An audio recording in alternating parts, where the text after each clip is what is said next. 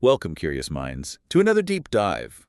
Today, we're plunging into a topic that really uh, underpins so much of our daily experience. Hormonal It balance. really does. It touches everything. Exactly. Yeah. You know that feeling, maybe low energy mood swings that come out of nowhere, perhaps trouble with weight, or just feeling kind of off. So common. Right. And many of us just sort of accept these things. We think, oh, I'm just getting older, or, well, that's just how I am. Mm-hmm. But it doesn't have to be that way. That's what we're exploring. What if these aren't inevitable? What if your body's actually trying to signal something? Maybe its intricate hormonal symphony is, a little out of tune. A great way to put it. A symphony. So our mission today is to unpack the source material you've shared with us. We'll dissect common symptoms, understand the surprisingly complex ways these vital hormones get produced, how they travel around, get eliminated, A whole life cycle? the whole thing. And most importantly, reveal practical, actionable steps to help you retune that symphony. Get ready, because there are some genuinely surprising connections here. Definitely some eye-openers. So to kick us off then, for someone experiencing those vague feelings, maybe just feeling off, what does a hormonal imbalance actually look like day to day? It's often not super obvious, is it? No, it's true. It can be quite subtle, or sometimes things people just learn to live with. Many folks suffer from symptoms linked to these imbalances and often don't connect the dots. Like what specifically? Well, we're talking about things like persistent hair loss, especially if it seems tied to high DHT levels, that's dihydrotestosterone. Okay. Or that nagging low energy, maybe low confidence. That often stems from low blood testosterone. Which affects both men and women, right? Though maybe differently. Absolutely. And finding it hard to lose fat or maybe struggling to gain muscle, often for those same reasons, low testosterone being a factor. Right. For women, it can manifest as, headaches, even migraines, or that intense lower abdominal pain during the menstrual cycle that's frequently linked to shifts in female hormones. Okay, that's quite a list already. And there's more. Sudden mood swings that seem to come from nowhere, throwing you for a loop. Muscle weakness, chronic fatigue, these are all common signs.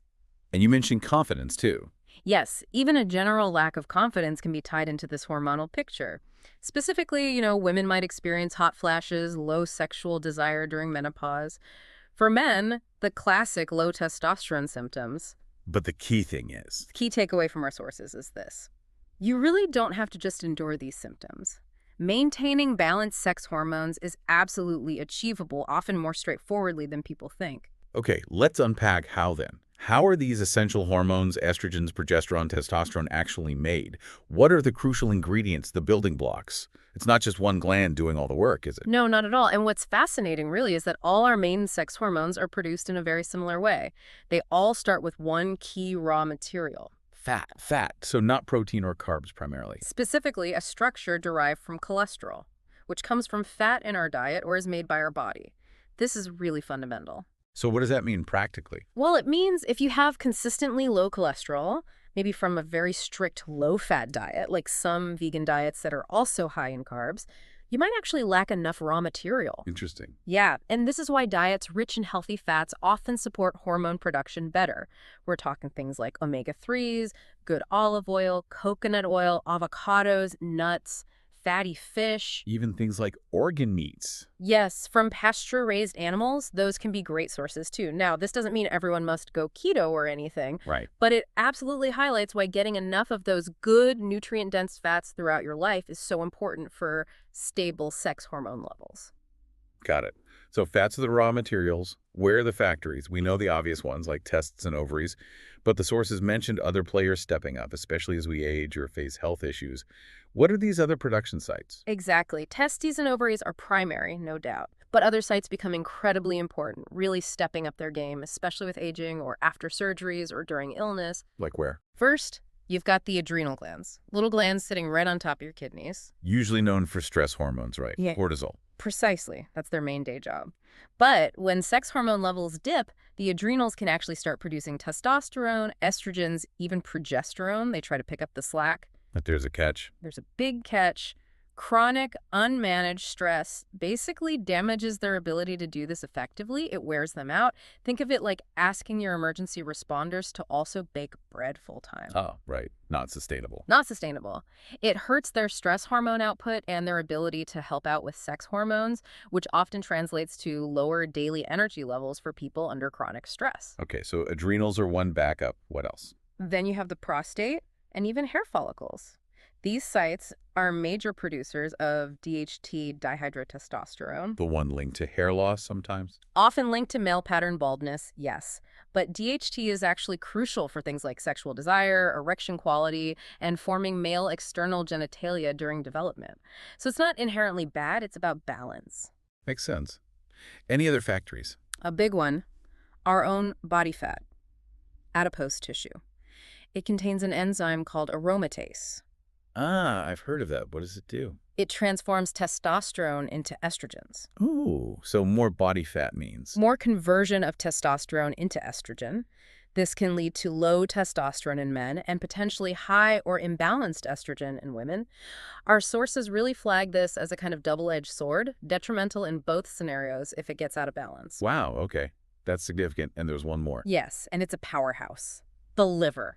Absolutely essential, not just for making some hormone precursors, but crucially for getting rid of hormones properly. It's the main cleanup crew. That aromatase enzyme in fat tissue. Yeah. That sounds like a potential trap. So if someone's struggling with stubborn body fat, are the sources saying that fat itself is making more estrogen, and maybe that estrogen then makes it even harder to lose the fat, like a cycle? Precisely.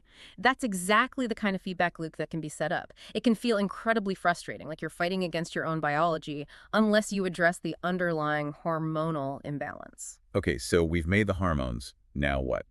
You mentioned transport and elimination are just as vital. Our sources suggest this gets really interesting and sometimes complex. What happens if this part of the process goes wrong?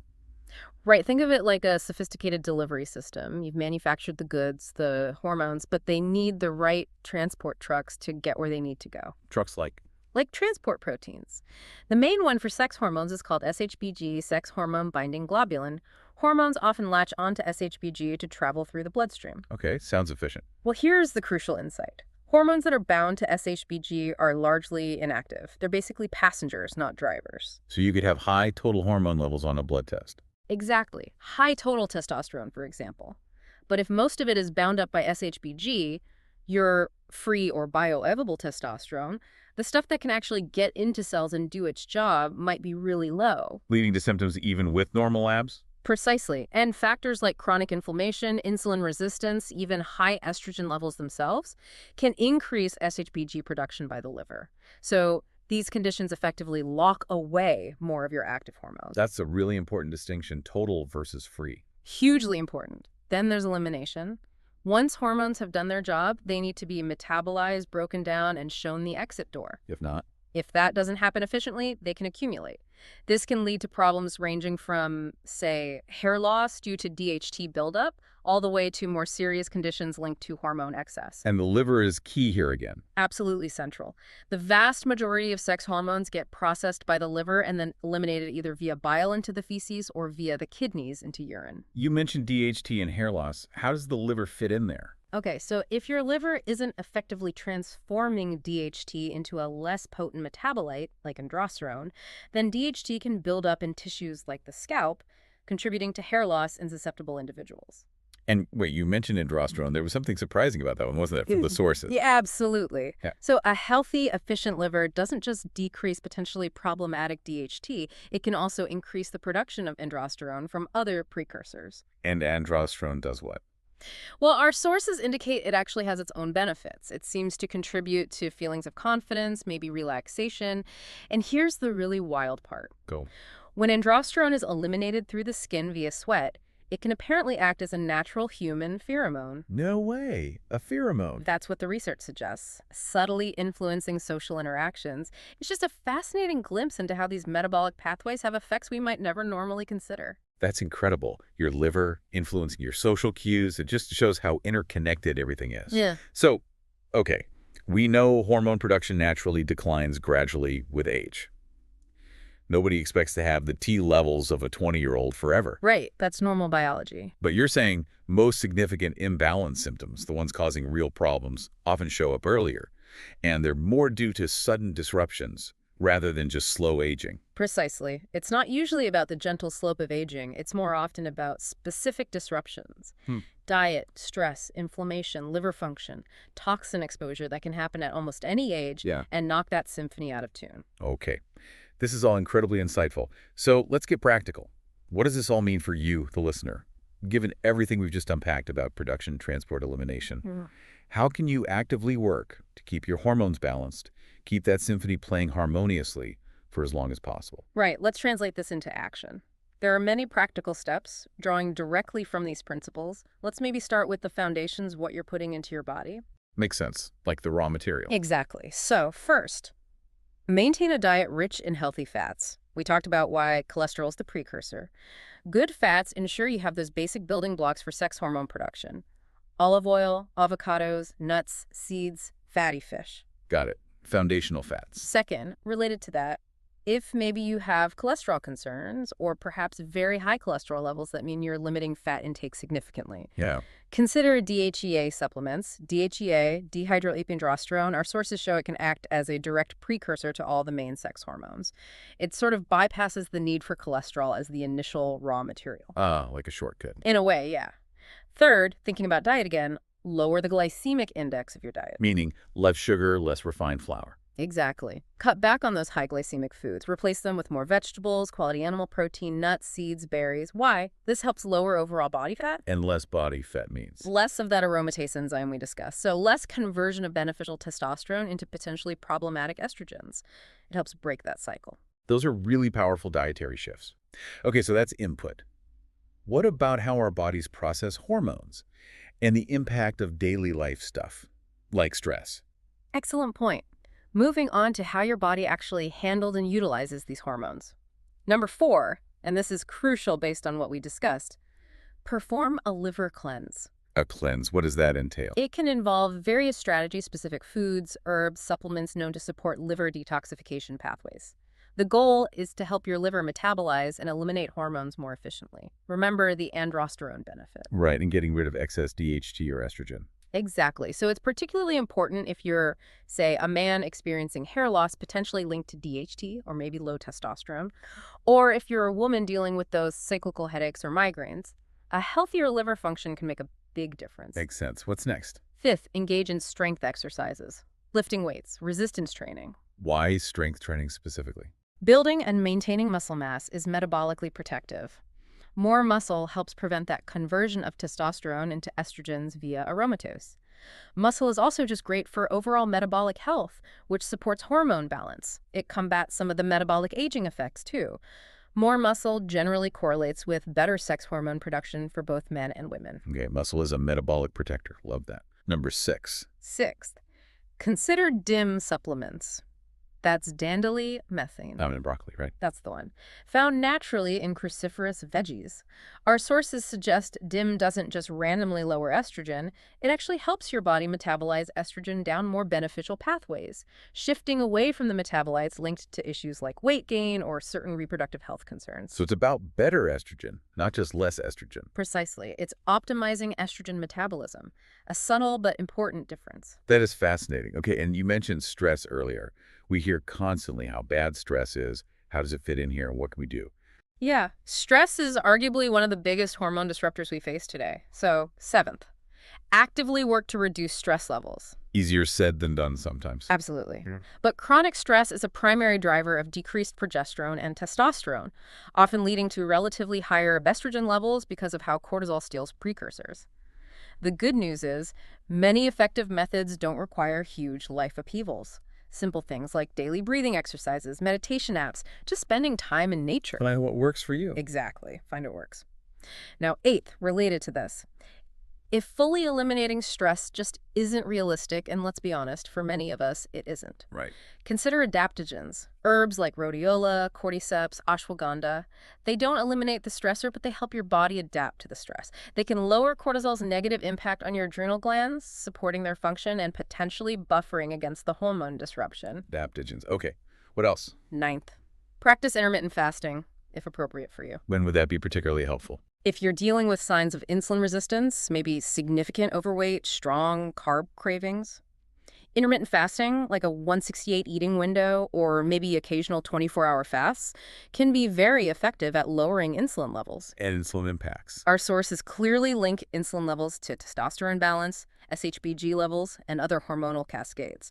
So getting insulin under control can have major positive effects on the sex hormones. Wow, okay. So many interconnected systems we've covered. Diet, liver, muscle, stress, insulin.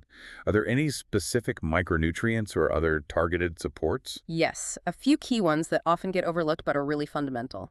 10th, ensure adequate vitamin D and magnesium. The sunshine vitamin and magnesium. Why those two? They are both absolutely crucial cofactors in hundreds of processes, including the synthesis and regulation of both male and female sex hormones.